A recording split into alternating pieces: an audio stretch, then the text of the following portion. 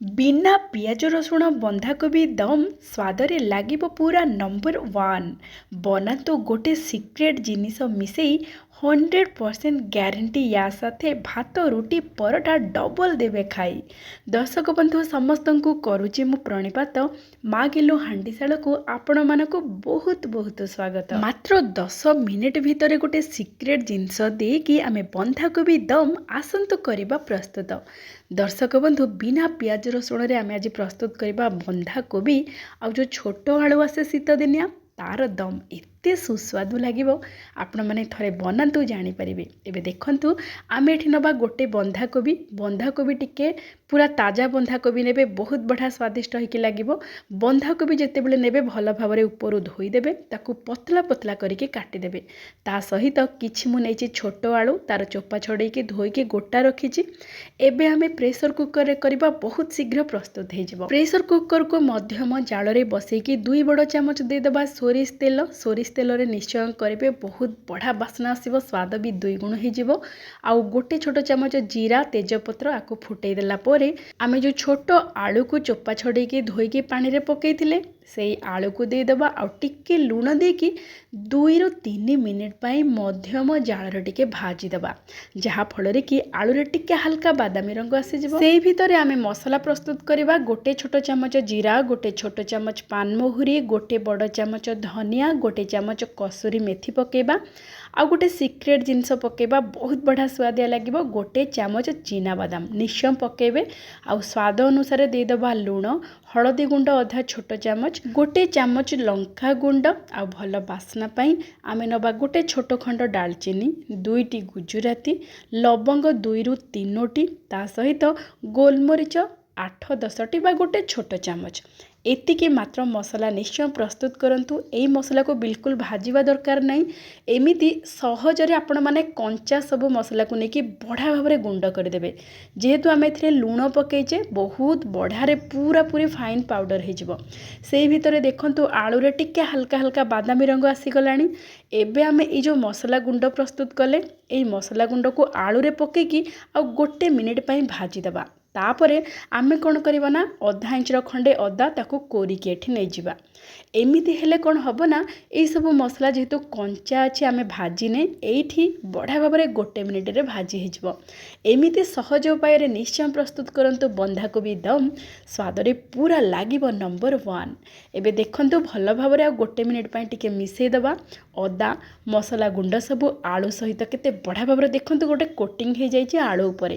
ଏମିତି ମସଲେଦାର ଆଳୁ ଯେତେବେଳେ ଭଲ ଭାବରେ 1 ମିନିଟ୍ ଭାଜିଦେବେ, ତାପରେ ଆମେ ଯେଉଁ ବନ୍ଧାକୋବିକୁ କାଟିକି ରଖିଥିଲେ ତାକୁ ଏଇଠି ପକେଇଦେବା। ଯେତେବେଳେ ବନ୍ଧାକୋବି କାଟିବେ ତା ପୂର୍ବରୁ ଗୋଟା ବନ୍ଧାକୋବିକୁ ଧୋଇବେ, ତାପରେ କାଟିବେ, କିନ୍ତୁ କେବେ ବି ବନ୍ଧାକୋବିକୁ କାଟିକି ଧୋଇବେନି। ଏମିତି ଦେଖନ୍ତୁ ମୁଁ ଗୋଟା ବନ୍ଧାକୋବିକୁ ଧୋଇ ସାରିବା ପରେ କାଟିଛି, ବିଲକୁଲ କାଟି ସାରିଲା ପରେ ଧୋଇନି। ତେଣୁ ବନ୍ଧାକୋବିରେ ବେଶୀ ପାଣି ଅଂଶ ନ ରୁହେ ସେମିତି ଆପଣମାନେ ପ୍ରସ୍ତୁତ କରିବେ। ତା ସହିତ ଦେଇଦେବା 2 ମୁଠା ଗ୍ରୀନ୍ ମଟର। ଏଇସବୁକୁ ଆଉ 1 ରୁ 2 ମିନିଟ୍ ପାଇଁ ମିଡ଼ିୟମ୍ ଫ୍ଲେମ୍ରେ ଭାଜିଦେବା। ଏମିତିରେ ଆମର ମସଲା ପୁରାପୁରି ଆଳୁ ସହିତ ପୁରା କୋଟ୍ ହେଇକି ଅଛି।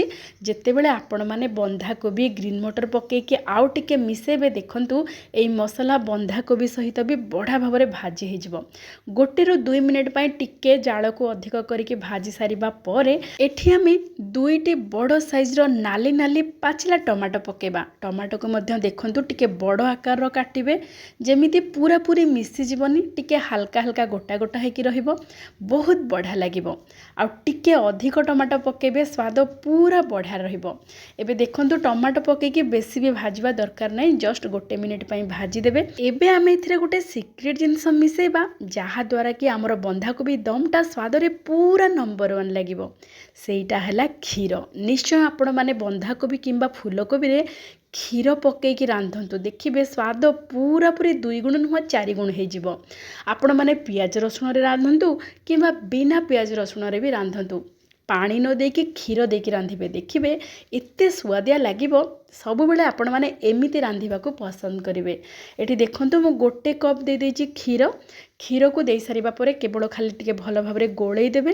ଏବେ ତ ମସଲା ଲୁଣ ଆମେ ସବୁ ପକେଇ ଦେଇଛେ, ତାପରେ କଞ୍ଚା ଲଙ୍କାକୁ ଚିରିକି ଟିକେ ପକେଇଦେବେ। ଯେହେତୁ ବନ୍ଧାକୋବି ଦମ୍ ଟିକେ ସୁସ୍ୱାଦୁ କରିବା ପାଇଁ ଆମେ ଗୋଟେ ଚାମଚ ଦେଇଦେବା ଦେଶୀ ଘିଅ।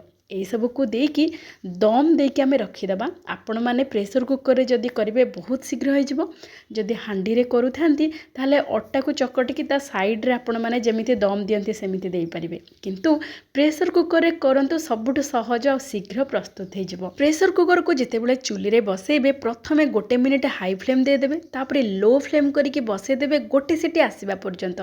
ପୁରା କମ୍ ଜାଳରେ ଦମ୍ ହେଇକି ଏତେ ବଢ଼ିଆରେ ସିଝିଯିବ ଆଉ ବହୁତ ବଢ଼ିଆ ସ୍ୱାଦିଷ୍ଟ ହେବ। ବେଶୀ ଜାଳ ଦେବେନି, କମ୍ ଜାଳ କରିକି ରଖିଦେବେ ଗୋଟେ ସିଟି ଆସିବା ପର୍ଯ୍ୟନ୍ତ। ଏଠି ଦେଖନ୍ତୁ, ତାପରେ ଧନିଆ ପତ୍ର କାଟିକି ପକାଇଦେବେ। ଆମେ ଯେଉଁ କ୍ଷୀର ପକାଇଥିଲେ ତାର ବାସ୍ନା ସ୍ୱାଦ ବହୁତ ବଢ଼ିଆ ଆସିଛି। ଆଉ ଏଠି ଆଳୁ ବି ବଢ଼ିଆ ଭାବରେ ସିଝି ଯାଇଛି। ଦେଖନ୍ତୁ, ଏମିତି ଆପଣମାନେ ଥରେ ବିନା ପିଆଜ ରସୁଣରେ ପ୍ରସ୍ତୁତ କରନ୍ତୁ ବନ୍ଧାକୋବି ଦମ୍, ବହୁତ ବଢ଼ିଆ ଲାଗିବ। ଭାତ, ରୁଟି, ପରଟା ସବୁଥିରେ ଖାଇପାରିବେ। ଏମିତି ଲଟପଟ ହେଇକି ରହିବ, ବିଲକୁଲ ଝୋଳ ରହିବନି, ବହୁତ ସୁସ୍ୱାଦୁ ଲାଗିବ। ଆପଣମାନେ ମଧ୍ୟ ବିନା ପିଆଜ ରସୁଣରେ ଏମିତି ବନ୍ଧାକୋବି ଦମ୍ ପ୍ରସ୍ତୁତ କରନ୍ତୁ, ଓଷା ବାର ବ୍ରତରେ ବି ଖାଇପାରିବେ। ଆଜିର ପ୍ରସ୍ତୁତି ଆପଣମାନଙ୍କୁ କେମିତି ଲାଗିଲା ନିଶ୍ଚୟ ଜଣାଇବେ। ଆଜି ପାଇଁ ଏତିକି। ଜୟ ଜଗନ୍ନାଥ।